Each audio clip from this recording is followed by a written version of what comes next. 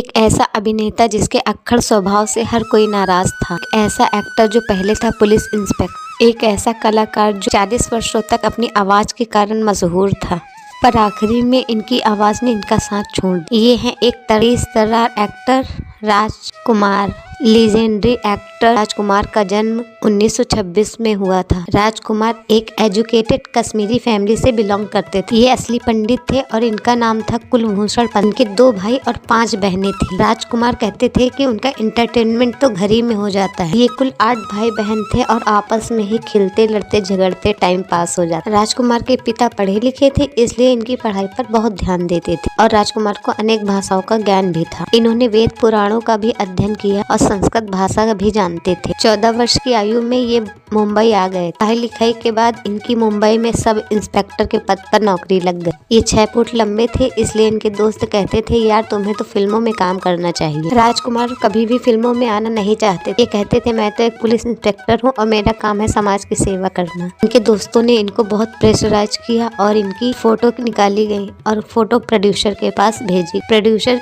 Photo देखकर प्रभावित हो गए। फिर उन्होंने कहा, ये बंदा तो बहुत कमाल का लगता है।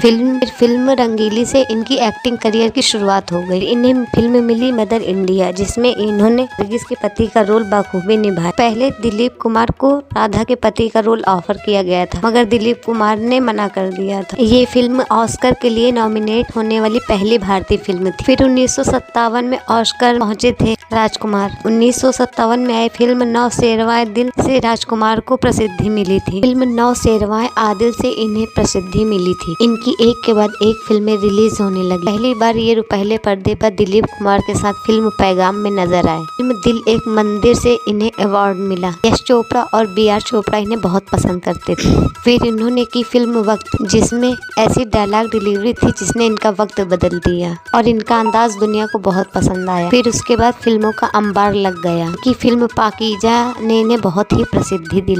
राजकुमार डायरेक्टर के एक्टर हुआ करते थे। कोई भी फिल्म साइन करने से पहले वो 48 घंटे का समय लेते थे, जिसमें वो स्क्रिप्ट को बार बार टैली करते थे। राजकुमार अपनी जिंदगी को अपने अंदाज से जीते थे। ऑडियंस बार बार उनके डायलॉग सुनना पसंद करती थी और आज भी पसंद करती है। राजकुमार बहुत ही माइनर्स वाले इंसान थे। बुलंदी फिल्म की शूटिंग के दौरान राजकुमार की दोस्ती डैनी से हो गई। राजकुमार ने डैनी को इनवाइट किया। डैनी राजकुमार के घर पहुंचे और उनकी खातिरदारी हुई। राजकुमार ने उनको गाड़ी में बैठाया और अपने हाथ से दरवाजा खोला और उनका शुक्रिया अदा किया घर आने के लिए। राजकुमार को किताबें पढ़ना बहुत पसंद थी और वो हर किताब से हर तरह की जानकारी लिया करते थे। इस कारण उनसे कहीं भी किसी भी प्रकार की चेक की जा सकती थी। राजकुमार का मानना था कि उन्हें फिल्मों में नहीं आना चाहिए था।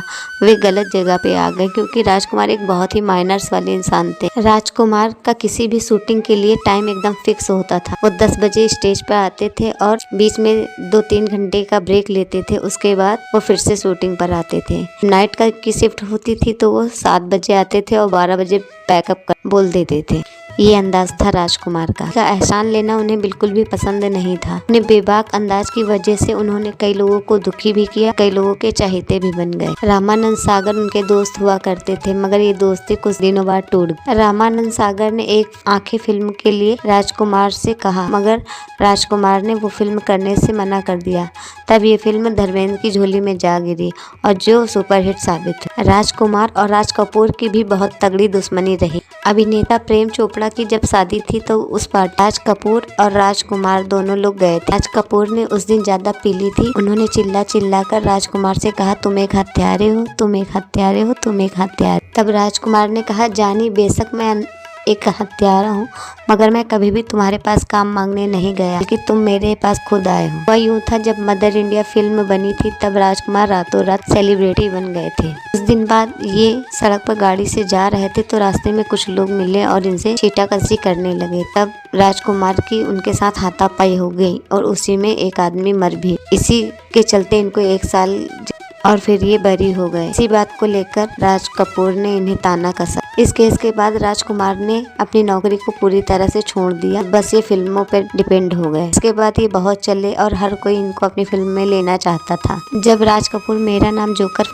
फिल्म बना रहे थे तब उन्होंने एक रोल राजकुमार को ऑफर किया था, मगर राजकुमार ने वो मूवी करने से मना कर दिया था। यही वजह थी कि पार्टी में पीकर राज कपूर ने इतना गुस्सा किया था। डायरेक्टर मेहुल कुमार ने नाना पाटेकर को फिल्म तिरंगा ऑफर की, मगर पहले तो नाना पाटेकर ने ये मूवी करने से मना कर दिया, फिर बड़ी मुश्किल से राजी हुई। मगर उन्होंने कहा, नाना पाटेकर को पता चला कि इसमें राजकुमार भी हैं, तब नाना पाटेकर ने कहा कि अगर उन्होंने मुझसे कोई बदतमीजी करी तो मैं ये फिल्म को छोड़ दूंगा। तब ये बात राजकुमार को पता चली, तब राजकुमार ने कहा कि मैं बदतमीजी नहीं करता, मगर उन्होंने सेट पर गाली गलौज की तो ये मुझे बर्दाश्त नहीं हुआ। तिरंगा मूवी में इन दोनों की जोड़ी तो बहुत हिट रही, मगर शूटिंग के बाद ये एक दूसरे से बात नहीं करते। राजकुमार ने बहुत कम दोस्त बनाए। वो कहते थे कि दोस्ती एक अलग चीज है, मैं ऐसा नहीं हूँ कि सबसे कहता फिरूं कि ये मेरा दोस्त है, वो मेरा दोस्त है। राजकुमार जल्दी किसी से हैंडशेक या हाथ नहीं मिलाते। वो कहते थे ये करना बहुत बड़ी बात है, ऐसा करने का मतलब है कि बिना किसी कारण के किसी को थैंक यू बोल, मैं खुद ही अपना दोस्त हूँ। एक बार एक डायरेक्टर ने इनसे हाथ मिलाया, तब इन्होंने कहा, जानी तुम मुझसे हाथ, तुम फिल्म क्या बनाओगे, तुम्हारा तो हाथ बड़ा पिलपिला। राजकुमार के एक दोस्त थे चेतन आनंद, वो राजकुमार की बहुत तारीफ करते थे। वो कहते थे कि राजकुमार अक्खड़ स्वभाव के हैं, मगर वो ऐसे है नहीं, रियल में एक बहुत ही अच्छे इंसान है और स्क्रिप्ट के साथ न्याय करने वाले इंसान है। जो स्क्रिप्ट उनको पसंद नहीं आती है वो कभी भी उस फिल्म को नहीं करते हैं। प्रकाश मेहरा ने इन्हें जंजीर फिल्म ऑफर की, मगर जंजीर फिल्म को भी करने से इन्होंने मना कर दिया। प्रकाश मेहरा से कहा कि जो तुम सर पे चमेली का तेल लगाते हो उसकी खुशबू मुझे बिल्कुल भी पसंद नहीं। पीआर चोपड़ा कहते हैं कि राजकुमार एक अनूठे कलाकार है, उन्हें समझ पाना बहुत मुश्किल है। वो जानबूझकर सबसे बहुत ही अक्खड़ स्वभाव से पेश आते हैं। वो ना तो किसी से झूठ बोलते हैं, ना तो किसी को बेवकूफ बनाते हैं। चाटुकारिता तो उन्हें बिल्कुल भी पसंद नहीं है। पीआर चोपड़ा जब रात को सो जाते थे तब अक्सर राजकुमार उनकी बिल्डिंग के नीचे आते थे और गार्ड से कहते थे, दोनों गार्ड, हमारा संदेशा चोपड़ा जी को कहना कि तुम्हारा सबसे बड़ा प्रशंसक आया था और तुम्हें शुभकामनाएं दी है।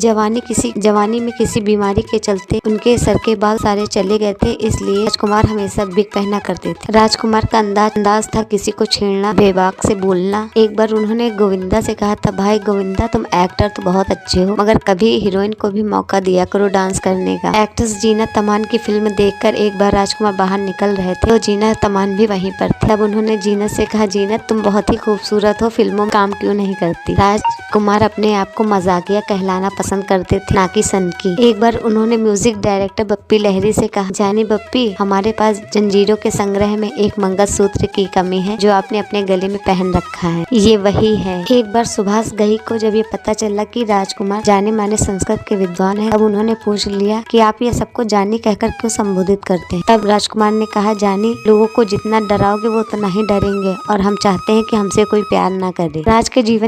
राजकुमार के जीवन के दो पहलू थे, एक जिसे कोई देख नहीं पाता था और एक जिसे वो दिखाना नहीं चाहते थे। राजकुमार ने अनेक रोमांटिक रोल भी किए और वे असल जिंदगी में भी रोमांटिक थे। राजकुमार कहते थे, मेरी बहुत सारी गर्लफ्रेंड है और सबकी शादी हो गई, मगर वो मुझे कभी भूल नहीं सकती है, क्योंकि उन्हें इस बात का दुख है कि मैं उनके साथ नहीं हूँ। राजकुमार की मुलाकात एक एयर होस्टेस से हुई जिसका नाम था जेनिफर। इनकी दोस्ती हुई और इसके बाद इन दोनों ने शादी कर ली। शादी के बाद जेनिफर का नाम इन्होंने गायत्री रख दिया। राजकुमार ने कहा, हम हमारी सारी गर्लफ्रेंड से शादी कर लेते, मगर उसके लिए मुझे शेख बनना पड़ता, ये मुझे बिल्कुल मंजूर नहीं। आई लव यू भी ना कहना राजकुमार का एक अलग अंदाज था। राजकुमार कहते थे कि मैं कभी भी किसी को प्रपोज नहीं करता, ना तो घुटनों के बल जमीन पे बैठने वाला सीन करता हूँ, घुटनों के बल जमीन पर बैठकर प्रपोज करता हूँ। मैं कहता हूँ कि आई लव यू कहना किसी का फायदा उठाना है, सच्चा प्यार लफ्जों का मोहताज नहीं होता। राजकुमार का दिल मीना कुमारी पर भी आ गया था। पाकीजा फिल्म की शूटिंग के दौरान राजकुमार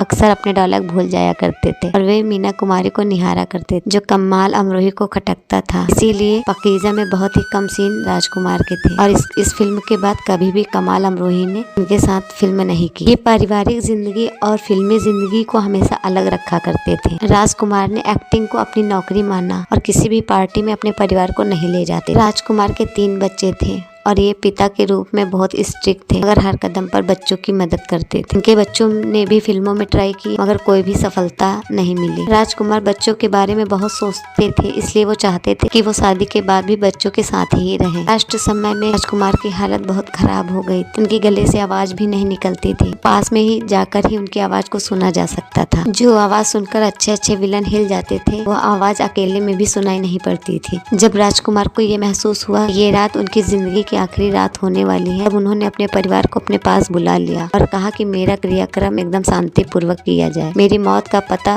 मेरे क्रियाक्रम के बाद ही सबको लगे। अंतिम संस्कार से लौटने के बाद ही फिल्म इंडस्ट्रीज को बताना कि राजकुमार नहीं रहे, क्योंकि मुझे कोई भी तमाशा पसंद नहीं है। 1996 को राजकुमार सबसे अलविदा कह गए, मगर आज भी राजकुमार जिंदा है अपने डायलॉग के जानी। वीडियो पसंद आया हो तो लाइक करें।